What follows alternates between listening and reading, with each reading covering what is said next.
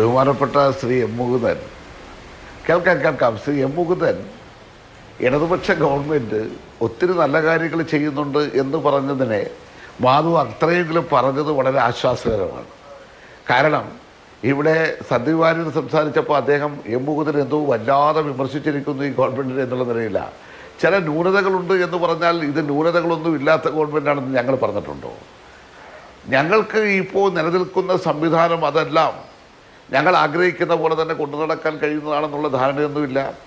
അതാണ് മാഷ് പറഞ്ഞത്, ഭരണവും ഭരണകൂടവും രണ്ടായിട്ട് കാണുന്നവരാണ് കമ്മ്യൂണിസ്റ്റുകാർ. ആ ഒരു താത്വിക വിശകലനത്തിനൊന്നും ഞാൻ വരുന്നില്ല. പക്ഷേ എനിക്ക് സാഹിത്യകാരന്മാരെയും സാംസ്കാരിക പ്രവർത്തകരെയും അതുപോലെ സ്വാതന്ത്ര്യത്തെക്കുറിച്ചും എല്ലാം BJPയുടെ പ്രതിനിധി വാചാലനായി കാണുമ്പോൾ അത്ഭുതം തോന്നുകയാണ്. കേരളത്തിലിരുന്ന് മാത്രമേ ഇതൊക്കെ പറയാൻ കഴിയുള്ളല്ലോ. ഈ വിമർശനത്തെക്കുറിച്ച് നിങ്ങളൊന്ന് ഇന്ത്യ രാജ്യത്ത് എന്താണ് നടക്കുന്നത് എന്നത് പരിശോധിച്ചാൽ ഈ ഒരു വാക്ക് പറയുവാനുള്ള ധാർമ്മികത BJPക്കുണ്ടോ? ഇന്ത്യ രാജ്യത്ത് എത്ര സാംസ്കാരിക നായകന്മാരാണ് ഇന്ത്യയിൽ വധിക്കപ്പെട്ടിട്ടുള്ളതെന്നും എത്ര പേരാണ് ജയിലിൽ പോകേണ്ടി വന്നിട്ടുള്ളതെന്നും എത്ര പേർക്കാണ് തടവറയിൽ കിടക്കേണ്ടി വന്നിട്ടുള്ളതെന്നും ഇന്നും എങ്ങനെയാണ് ഉത്തരേന്ത്യയിലെ പല സംസ്ഥാനങ്ങളിലും അവരെ വേട്ടയാടിക്കൊണ്ടിരിക്കുന്നത് എന്നുള്ളതെല്ലാം നമ്മൾ കാണുകയല്ലേ. അതൊക്കെ പറഞ്ഞു പോകണമെങ്കിൽ എത്ര നേരം വേണ്ടി വരും? ഇവിടെ ഞങ്ങൾ ഇടതുപക്ഷക്കാർ കമ്മ്യൂണിസ്റ്റുകാർ ഞങ്ങൾ ഒരിക്കലും വിമർശനത്തിന് അതീതനാണെന്നൊന്നും ഞങ്ങൾ പറഞ്ഞിട്ടില്ല. നിങ്ങളുടെ വിഷമം എന്താ? ഞങ്ങൾ MT വാസുദേവൻ നായരെ ഞങ്ങൾ ആക്രമിച്ചില്ല എന്നുള്ളതാണല്ലേ നിങ്ങൾക്കിപ്പോൾ പ്രശ്നം. ഞങ്ങൾ തടോടി വിട്ടു. നിങ്ങൾ വിചാരിച്ചെന്താ ഞങ്ങൾ MTയുടെ നേരെ അസഭ്യം പറയുമെന്നാണോ ധരിച്ചത്? ഞങ്ങൾ MTയെ അസഭ്യപ്പെടേണ്ട ഒരു കാര്യമില്ലല്ലോ. MT ഇന്ന് ജീവിച്ചിരിക്കുന്ന കേരളത്തിലെയും ഭാരതത്തിലെയും ഏറ്റവും പ്രധാനപ്പെട്ട സാഹിത്യ സാംസ്കാരിക നായകന്മാരിൽ ഒരാൾ തന്നെയാണ്. ഇവിടെ എന്താ പ്രശ്നം? 2004 എന്നങ്ങേക്ക് തോന്നുന്നത് സാധാരണഗതിയിൽ അതാണ് സമീപനം എന്നുള്ളത് കൊണ്ടാണോ? അല്ല, ഇവിടെ പറഞ്ഞല്ലോ MT ആയതുകൊണ്ട് ഇവർ പതുക്കെ തൊട്ട് വിടുകയാണ്, തലോടി വിടുകയാണ് എന്നാണ് പറയുന്നത്. അപ്പോൾ അവർ ധരിച്ചതെന്താ? ഞങ്ങൾ MTയുടെ നേരെ കുതിര കയറണമെന്നാണോ?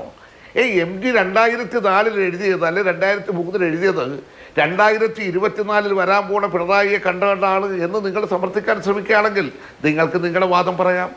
ഞങ്ങൾക്കൊരു തർക്കമില്ല. 20 വർഷക്കാലം കഴിഞ്ഞ് ഇങ്ങനെ ഒരു പിണറായി വിജയൻ കേരളത്തിൻ്റെ മുഖ്യമന്ത്രിയായി വരും. അപ്പോൾ അദ്ദേഹത്തിന് ഇരിക്കട്ടെ എന്ന് പറഞ്ഞുകൊണ്ടാണ് അന്ന് MT വാസുദേവൻ നായർ ഇങ്ങനെ എഴുതിയത് എന്ന് സ്ഥാപിക്കാൻ ശ്രമിച്ചാൽ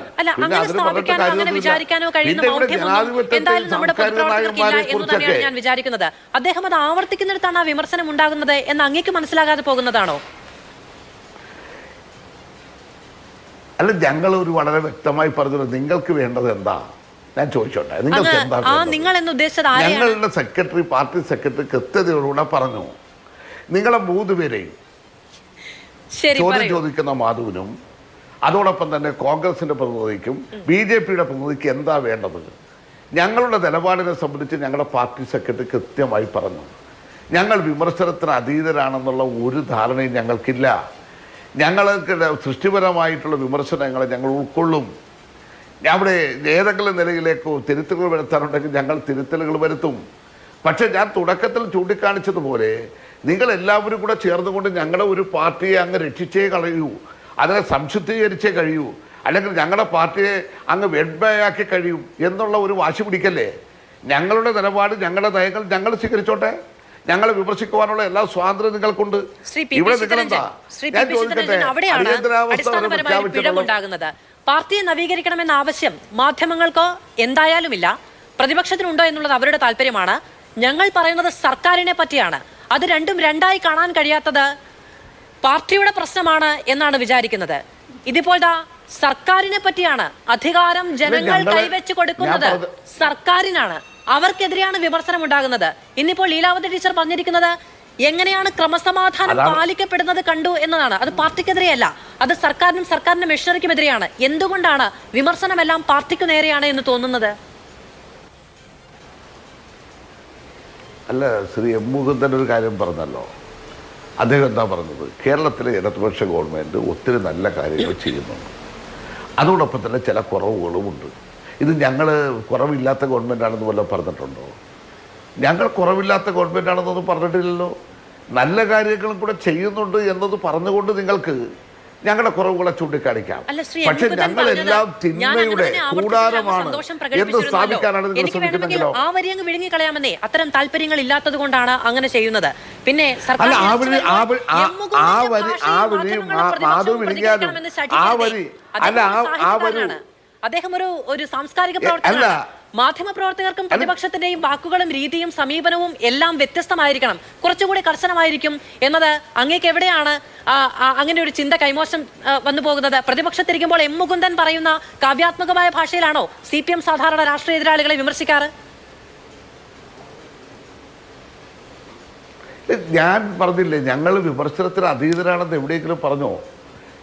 നിങ്ങൾ ആരും വിമർശിച്ചുകൂടെന്ന് ഞങ്ങൾ പറഞ്ഞു? ആവർത്തിച്ച് പറയുന്നു, ഞങ്ങൾ അതീതരല്ല. അത് താഴെ പ്രവർത്തിക്കുന്ന ഞങ്ങളായാലും ഉയർന്ന നേതാക്കന്മാരായാലും അവരാരും ഒരാളും വിമർശിക്കുന്നതെന്ന് ഞങ്ങൾ പറഞ്ഞിട്ടില്ല. പക്ഷേ ആ വിമർശനത്തെ സംബന്ധിച്ച് ഞങ്ങൾ എന്താ പറഞ്ഞത്? അതിൽ വസ്തുതാപരമായിരിക്കണം, അല്ലെങ്കിൽ അതിനകത്ത് എന്തെങ്കിലും ഒരു സത്യം ഉണ്ടാകണം. ഇത് എന്തിനും ഞങ്ങളെ വിമർശിച്ചേ അടങ്ങൂ എന്നുള്ള വാശി പിടിക്കുന്നതൊന്നും ഞാൻ ഉദ്ദേശിച്ചുള്ള അല്ല. ഞാൻ ആദ്യവും അവസാനവും എപ്പോഴും പറഞ്ഞുകൊണ്ടിരിക്കുന്നതാണ്. ഇവിടുത്തെ വിഷയം എന്താണ്? ഇവിടുത്തെ വിഷയം പാർട്ടിയുടെ സെക്രട്ടറി ഞങ്ങൾ വ്യക്തിപൂജയെ അംഗീകരിക്കുന്നില്ല. ഇവിടെ സന്ദീപ് പറയുകയാണ്, ഞങ്ങൾ മാർക്സിൻ്റെ ബോർഡ് വെക്കുന്നില്ലേ, ലെനിൻ്റെ പടം വെക്കുന്നില്ലേ, ഞങ്ങൾ പിന്നെ ചെഗുവേരെ ആരാധിക്കുന്നില്ലേ? ഉണ്ടല്ലോ, ലോക കമ്മ്യൂണിസ്റ്റ് പ്രസ്ഥാനത്തിൻ്റെ ചരിത്രം അത് തന്നെയാണല്ലോ. ആ ലോക കമ്മ്യൂണിസ്റ്റ് പ്രസ്ഥാനത്തിൻ്റെ ചരിത്രം അതെന്തായിരുന്നു കാർൽ മാർക്സ്, അല്ലെ ആരായിരുന്നു എംഗൽസ്, ആരായിരുന്നു ലെനിൻ, ഇതെല്ലാം ഞങ്ങൾ പഠിപ്പിച്ചുകൊണ്ട് തന്നെ വരുന്നവരാണ്. അവിടെ അതൊരു വ്യക്തിപൂജയൊന്നുമല്ല ഞങ്ങൾ നടത്തുന്നത്.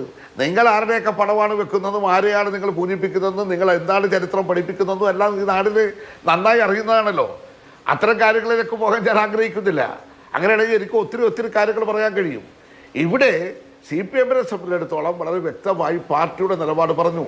ഞങ്ങളുടെ ഗവൺമെൻറ്റിൻ്റെ നിലപാട് വളരെ കൃത്യമാണ് ഇക്കാര്യത്തിൽ.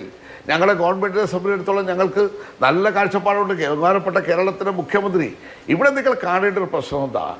ഇവിടെ കഴിഞ്ഞ കുറേ നാളുകളായി അദ്ദേഹം ഒന്നാം ഗവൺമെൻറ്റിൻ്റെ കാലഘട്ടത്തിൽ തന്നെ രണ്ടാം ഗവൺമെൻറ് വരുമെന്ന് ഇവിടെ ആരും പ്രതീക്ഷിച്ചതല്ലോ. ഈ മാധ്യമങ്ങളെല്ലാം കൂടെ ചേർന്ന് നടത്തിയ ചർച്ച വെച്ചാണെങ്കിൽ ഞങ്ങൾക്കൊരിക്കലും രണ്ടാം ഗവൺമെൻറ് വരാൻ കഴിയില്ലല്ലോ. കാരണം ഓരോ തെരഞ്ഞെടുപ്പ് വരുന്ന സന്ദർഭത്തിൽ ഓരോ അന്വേഷണങ്ങൾ വരുമല്ലോ. അദ്ദേഹം ആദ്യം മത്സരിക്കുന്ന സന്ദർഭത്തിലാണല്ലോ ലാവ്ലിനെ കത്തിച്ച് നിർത്തി തന്നു. അതിനു മുമ്പ് തന്നെ അദ്ദേഹം വരാൻ പോകുന്നത് കണ്ടുകൊണ്ട് ലാവ്ലിനെ കത്തിച്ചു. അതിനുശേഷം ഇങ്ങോട്ട് വന്നു. ഈ കഴിഞ്ഞ തിരഞ്ഞെടുപ്പിലാണെങ്കിൽ സ്വർണ്ണക്കടത്താണല്ലോ ആളി കത്തിച്ചത്. ആ സ്വർണ്ണക്കടത്തിനെ കത്തിച്ചു. എന്തായി? ഇപ്പോൾ ഇതാ വീണ്ടും പാർലമെന്റ് തിരഞ്ഞെടുപ്പ് വരാൻ പോകുന്നു. അടുത്ത അന്വേഷണം വന്നിട്ടുണ്ട്. ഞങ്ങൾ ഇതിനകത്തൊന്നും യാതൊരു തരത്തിലുള്ള വെപ്രാളവും ഞങ്ങൾക്കില്ല. ഞങ്ങൾക്ക് അതിനകത്ത് യാതൊരു തരത്തിലുള്ള ഭയവും ഇല്ല. ഇവിടെ ഞങ്ങൾ പറയുന്നത് എന്താണ്? കേരളത്തിൻ്റെ മുഖ്യമന്ത്രിയെ, CPM-ൻ്റെ പോളിറ്റ് ബ്യൂറോ മെമ്പറെ, അദ്ദേഹം വെറും മുഖ്യമന്ത്രി മാത്രമല്ല CPM-ൻ്റെ പോളിറ്റ് ബ്യൂറോ മെമ്പറാണ്. അദ്ദേഹത്തെ വ്യക്തിപരമായി അധിക്ഷേപിക്കുവാനും ആക്രമിക്കുവാനും സംഘടിതമായി ഇവിടെ ഒരു ശ്രമം നടക്കുന്നുണ്ടല്ലോ. ആ ശ്രമത്തെയാണ് ഞങ്ങൾ ചൂണ്ടിക്കാണിച്ചിട്ടുള്ളത്. അതിനർത്ഥമെന്ന് പറഞ്ഞു കഴിഞ്ഞാൽ അദ്ദേഹത്തിനോ അല്ലെങ്കിൽ പാർട്ടി ഗവൺമെന്റിലെ മന്ത്രിമാർക്കോ ആർക്കെങ്കിലും ഏതെങ്കിലും വാർത്തകളായി വരുന്നതിൽ എന്തെങ്കിലും തരത്തിലുള്ള വ്യക്തിപരമായ ആക്രമണം ഇല്ല എന്നുള്ളത് തന്നെയാണ് ആ വാർത്തകളുടെ ഭാഗമായ ഒരാൾ എന്ന രീതിയിൽ എനിക്ക് മനസ്സിലാകുന്നത്.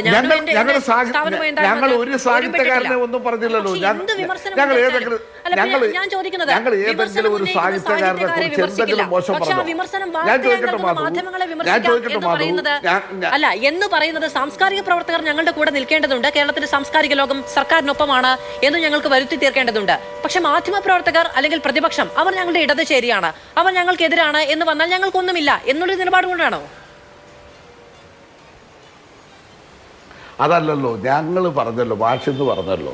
ഈ മാധ്യമങ്ങളിൽ ജോലിയെടുക്കുന്ന പലരും ചില വാർത്തകളെല്ലാം കൊടുത്തു കഴിഞ്ഞതിന് ശേഷം വ്യക്തിപരമായി സംസാരിക്കുമ്പോൾ അവർ പറയും ഞങ്ങൾക്കതിനെ അറിയാം, പക്ഷെ അറിയാമല്ലോ ഞങ്ങളുടെ മേഖല എന്താണെന്ന് അറിയാമല്ലോ എന്ന് വെച്ച് കഴിഞ്ഞാൽ ഇന്ന് നടന്നുകൊണ്ടിരിക്കുന്നത് ഈ പലതിൻ്റെയും ഉടമസ്ഥന്മാരായിട്ടുള്ളവരുടെ മനോധർമ്മമനുസരിച്ച് കാര്യങ്ങൾ പലതും സൃഷ്ടിച്ചുകൊണ്ടേയിരിക്കുന്നതാണ്. ഞങ്ങൾക്കൊന്നും ഒരു തർക്കമില്ല. നിങ്ങൾ എന്തുവേണേലും പറഞ്ഞോട്ടെ, ഞങ്ങൾക്ക് അതിനകത്തൊന്നും ഒരു തർക്കമില്ല. ഞങ്ങൾക്കൊരു തർക്കമില്ല. അല്ലല്ല, അതാണല്ലോ നടന്നുകൊണ്ടിരിക്കുന്നത്. അതിനോട് യോജിച്ചു പോകാനേ കഴിയില്ല. ഇനി അങ്ങനെ ഏതെങ്കിലും മാധ്യമപ്രവർത്തകർ ഉണ്ടെങ്കിൽ അത് പറയുകയും ചെയ്യാം. മാതൃഭൂമിയിലുണ്ടെങ്കിൽ പ്രത്യേകിച്ചും പറയാം. ഇവിടെ ഇരുന്നാണല്ലോ ഇത് പറഞ്ഞത്. അല്ല, ഞാൻ മാതൃഭൂമിയുടെ ഈ പരിപാടിയിൽ പങ്കെടുത്തുകൊണ്ട് സംസാരിക്കുമ്പോൾ മാതൃഭൂമിയാണെന്നോ മനോരമയാണെന്നോ ഏഷ്യാനെറ്റാണെന്നോ ഞാൻ പറഞ്ഞിട്ടില്ല. അല്ല, അങ്ങനെ എന്താണ് എന്ന് ആരാണ് എന്ന് വ്യക്തമാക്കാതെ എനിക്ക് വേണമെങ്കിൽ ഒരുപാട് സ്റ്റേറ്റ്മെന്റ് നടത്താം. സിപിഎമ്മിന്റെ സംസ്ഥാന കമ്മിറ്റിയിൽ ഒരാൾ എന്നെ വിളിച്ചു പറഞ്ഞു ഈ പാർട്ടി പോകുന്നത് വലിയ നാശത്തിലേക്കാണ്. പക്ഷെ എനിക്ക് പറയാൻ കഴിയില്ല കേട്ടോ ആരാണ് പറഞ്ഞത് എന്ന് പറഞ്ഞാൽ അങ്ങ് വിശ്വസിക്കുമോ? ഇല്ല, ഞാനും അത് പറഞ്ഞില്ലല്ലോ. ഞാൻ പറഞ്ഞതെന്താ, താല്പര്യമല്ല പലപ്പോഴും പ്രകടിപ്പിച്ചുകൊണ്ടിരിക്കുന്നത്. അല്ലല്ല, ഞാൻ കുമ്പസാരിച്ചെന്നുള്ള വാക്കൊന്നും അല്ല, അതിന് ഇത്രയും ചൊടിക്കേണ്ട കാര്യമൊന്നുമില്ല. ഞാൻ കുമ്പസാരം എന്നുള്ള വാക്കൊന്നും പറഞ്ഞിട്ടില്ല. ചിലർ വ്യക്തിപരമായി സംസാരിക്കുമ്പോൾ ചില വാർത്തകളുടെ നിജസ്ഥിതിയെ കുറിച്ച് ചോദിക്കുമ്പോൾ അത് നിജസ്ഥിതി അല്ല എന്ന് അറിഞ്ഞുകൊണ്ട് തന്നെയാണ് ഞങ്ങൾ കൊടുത്തിട്ടുള്ളത്. വസ്തുതയല്ല എന്ന് അറിഞ്ഞുകൊണ്ട് തന്നെയാണ്. അത് ഇത്രയും ചൊടിക്കൊന്നും വേണ്ട, നിരന്തരമായിട്ടുള്ളതാണ്. അങ്ങനെ ഒരു പേരൊന്നും പറയാനൊന്നും വേണ്ടി നിങ്ങൾ വാശി പിടിക്കണ്ട. അത് അതല്ല, അത് വേണ്ട, അതുള്ളതാണ്. നിങ്ങളുടെ മാധ്യമത്തിന്റെ ഉടമകളുടെ താല്പര്യങ്ങൾക്കനുസരിച്ച് നിങ്ങൾക്ക് പലതും എഴുതേണ്ടി വരും, പലതും പറയേണ്ടി വരും. അതനുസരിച്ചൊന്നും അങ്ങനെയൊന്നും കൂടുതലായിട്ട് നിങ്ങൾ വാചാലമാകണ്ട. അതുകൊണ്ട് അതാണ് പല മാധ്യമങ്ങളും അങ്ങനെ തന്നെയാണ് ശ്രമിച്ചുകൊണ്ടിരിക്കുന്നത്. യഥാർത്ഥത്തിലുള്ള വസ്തുതകളെ നിങ്ങൾ വളച്ചൊടിക്കാൻ ശ്രമിക്കല്ലേ? ഇല്ലാത്ത കാര്യങ്ങളല്ലേ നിങ്ങൾ പലതും പ്രചരിപ്പിക്കാൻ ശ്രമിക്കുന്നത്? ഇല്ലാത്ത കാര്യങ്ങൾ തെറ്റാണെന്ന് തെളിഞ്ഞാൽ നിങ്ങൾ തിരുത്തു കൊടുക്കാറുണ്ടോ? ഞാൻ ചോദിക്കട്ടെ, ഇല്ലാത്ത കാര്യങ്ങൾ തെറ്റാണെന്ന് കണ്ടാൽ നിങ്ങൾ തിരുത്തു കൊടുക്കാറുണ്ടോ? നിങ്ങൾ പല വാർത്തകളും പടച്ചുണ്ടാക്കും. ആ വാർത്തകൾ തെറ്റാണെന്ന് വന്നു കഴിഞ്ഞാൽ ഒരു തിരുത്തു കൊടുക്കാനുള്ള മര്യാദകൾ കാണിക്കാറുണ്ടോ?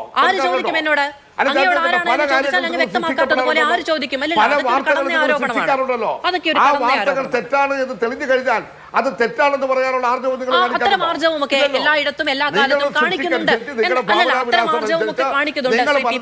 പക്ഷേ കഴിയില്ല. ശരി, അങ്ങനെ ക്ഷമിക്കുമല്ലോ. ഞാൻ മറ്റേതികളിലേക്ക് അതല്ല, നിങ്ങളുടെ ഭാവനാ വിലാസം അനുസരിച്ച് നിങ്ങൾ പല വാർത്തകളും സൃഷ്ടിക്കുന്നു. ആ സൃഷ്ടിക്കുന്ന വാർത്തകളുടെ പിന്നാലെ ഞങ്ങൾ പോന്നോളണം എന്ന് നിങ്ങൾ നിർബന്ധം പിടിക്കുന്നു. നമ്മൾ സൃഷ്ടിച്ചൊരു വാർത്തയല്ല, കൃത്യമായി പല വേദികളിൽ പല ആളുകൾ പറഞ്ഞ പ്രതികരണത്തിനെ സംബന്ധിച്ചുള്ള ചർച്ച മാത്രമാണ്. കണ്ടെത്തിയ ഒരു ഇൻവെസ്റ്റിഗേഷൻ വാർത്ത പോലുമല്ല എന്നത് തെറ്റുകൊണ്ടല്ലോ.